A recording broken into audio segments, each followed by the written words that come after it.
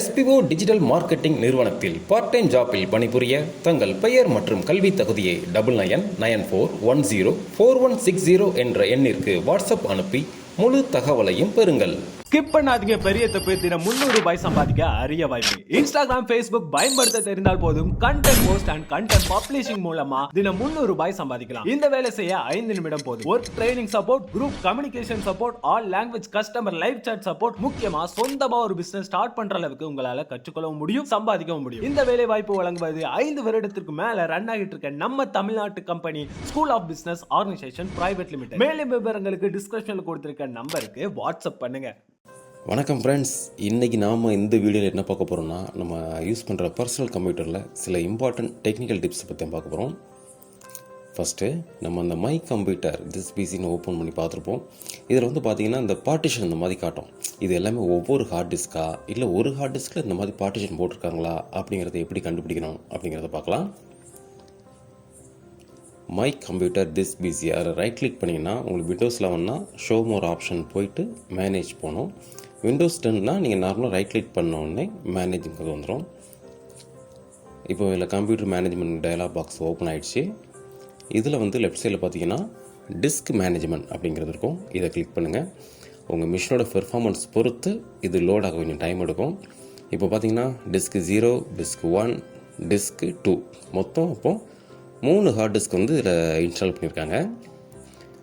இந்த டிஸ்க்கு 012 அப்படிங்கிறது வந்து சாட்டா கேபிள், சாட்டா 123ல் நீங்கள் எந்த ஹார்ட் டிஸ்கை கனெக்ட் பண்ணிங்களோ அந்த ஆர்டரில் தான் இது காட்டும். இப்போ பார்த்தீங்கன்னா டிஸ்க் 1ங்கிறது ஒரு ஹார்ட் டிஸ்க்கு, அதில் ஒரு பார்ட்டிஷன் தான் இருக்குது. டிஸ்க் 1 அப்படிங்கிறதுல வந்து பார்த்தீங்கன்னா 2 பார்ட்டிஷன் இருக்குது. இந்த மாதிரி நீங்கள் எத்தனை பார்ட்டிஷன் இருக்கும் போது இதில் பார்த்துக்கலாம். டிஸ்க் 2 பார்த்தீங்கன்னா 3 பார்ட்டிஷன் இருக்குது. இதுதான் ஓஎஸ் டிரைவ், அந்த சி கோலம் போட்டிருக்கு பார்த்தீங்களா. இந்த மாதிரி எத்தனை ஹார்ட் டிஸ்க் இருக்குது, ஒவ்வொரு ஹார்ட் டிஸ்கில் என்ன பார்ட்டிஷன் இருக்குது அப்படிங்கிறத நம்ம இந்த டிஸ்க் மேனேஜர் போய் பார்த்துக்கலாம். அடுத்ததாக நம்ம இந்த ஆப் இன்ஸ்டால் பண்ணுறோம்ல, இன்ஸ்டால் பண்ணுற ஆப், அதை பற்றி ஒரு டிப்ஸு. விண்டோஸ் கீ ப்ரெஸ் பண்ணி செட்டிங்ஸ் போனோம் அப்படின்னா லெஃப்ட் சைடில் பார்த்தீங்கன்னா ஆப்ஸ்ன்னு இருக்கா, விண்டோஸ் 11ல் இந்த மாதிரி இருக்கும். இதில் வந்து நம்ம இன்ஸ்டால்டு ஆப் அந்த இதில் கிளிக் பண்ணிங்கன்னா என்னென்ன சாஃப்ட்வேர்லாம் இன்ஸ்டால் பண்ணியிருக்கோமோ அது எல்லாமே ஷோ ஆகும். இப்போ இதை ஏதாவது பர்டிகுலர் ஒரு இதை செலக்ட் பண்ணி நம்ம அன்இன்ஸ்டால் பண்ணோன்னா அன்இன்ஸ்டால் பண்ணிக்கலாம். இல்லை இது எனக்கு கொஞ்சம் சுத்தமாக இருக்குன்னா வேறு மாதிரினா இன்னொரு ஆப்ஷன் இருக்குது. விண்டோஸ் கீ ப்ரெஸ் பண்ணி கண்ட்ரோல் பேனல் போங்க. கண்ட்ரோல் பேனல் போயிட்டீங்க அப்படின்னா இந்த மாதிரி ஒரு பேனல் ஓப்பன் ஆகும். இதில் வந்து எல்லாமே இருக்கும். இதில் அந்த சிஸ்டம் சம்மந்தப்பட்டது, நெட்வொர்க்கிங், ஹார்ட்வேரு, ஃபயர்வால், இந்த மாதிரி எல்லாமே இதில் இருக்கும். இதில் வந்து ப்ரோக்ராம் அண்ட் ஃபியூச்சர்ஸ்ன்னு இருக்கு இல்லையா, இதை கிளிக் பண்ணிங்க அப்படின்னா டைரெக்டாக நீங்கள் இந்த அன்இன்ஸ்டால் ஆர் சேஞ்ச் ப்ரோக்ராம் போயிடலாம். இதில் என்னென்ன ஆப்லாம் இன்ஸ்டால் ஆகிருக்கோ அது எல்லாமே காட்டும். இதில் இப்போ ஏதாவது பர்டிகுலர் வேண்டாம் அப்படின்னு நினச்சிங்க அப்படின்னா ஜஸ்ட்டு ரிமூவ் பண்ணி அதை கிளிக் பண்ணி மேலே வந்து அன்இன்ஸ்டால் இருக்குது அதுவும் பண்ணலாம். இல்லை ரைட் கிளிக் பண்ணி அன்இன்ஸ்டால் வரும், எதனாலும் கிளிக் பண்ணிக்கலாம். இப்போ அது நெக்ஸ்ட்டு கொடுத்தீங்க அப்படின்னா அன்இன்ஸ்டால் ஆகும். இப்போ கேன்சல் பண்ணிக்கலாம்.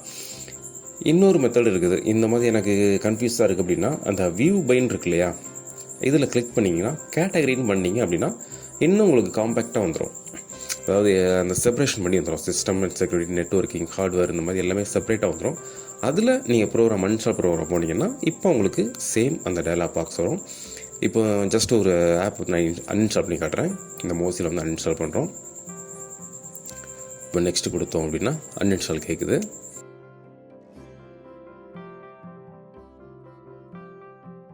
நீங்கள் வேண்டாம் அப்படின்னா கேன்சல் கொடுக்கலாம். இப்போ அன்இன்ஸ்டால் பண்ண போகிறோம்னா அன்இன்ஸ்டால் கொடுக்குறோம். இப்போ அன்இன்ஸ்டால் ஆகிடுச்சு. ஜஸ்ட்டு இப்போ ஃபினிஷ் கொடுத்தீங்க அப்படின்னா இப்போ பாருங்கள் மறைஞ்சிச்சு, அவ்வளோதான். இந்த மாதிரி நம்ம தேவையில்லாத ஆப்ஸ் எல்லாம் அன்இன்ஸ்டால் பண்ணிக்கலாம்.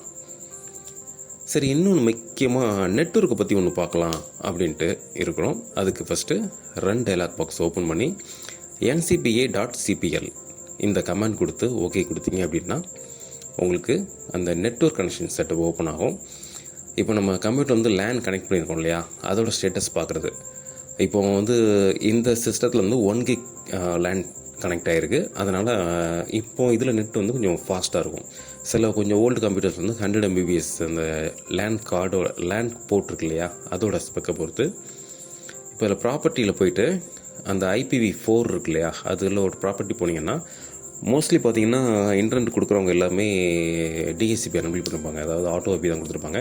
இப்போ நீங்கள் ஃபயர்வாலு ரவுட்டர் அந்த மாதிரி கொடுத்து போகும்போது சில நேரத்தில் ஐபி போட்டு போகிற மாதிரி இருந்துச்சு அப்படின்னா அதில் நீங்கள் என்ன ஐபி செட் பண்ணியிருக்கீங்களோ அந்த லோக்கல் ஐபி இதில் கொடுக்கணும். ஐபி செப்பரேட் மாஸ்க்கு கேட்வே கொடுத்து டிஎன்எஸ் வந்து நம்ம நெட்வொர்க் ப்ரொவைடர் கொடுத்துருப்பாங்க, அதில் என்ன கொடுத்துருக்காங்களோ அதை ப்ரொவைட் பண்ணி ஓகே பண்ணிங்க அப்படின்னா உங்களுக்கு வந்து நெட்டு கனெக்ட் ஆகிரும்.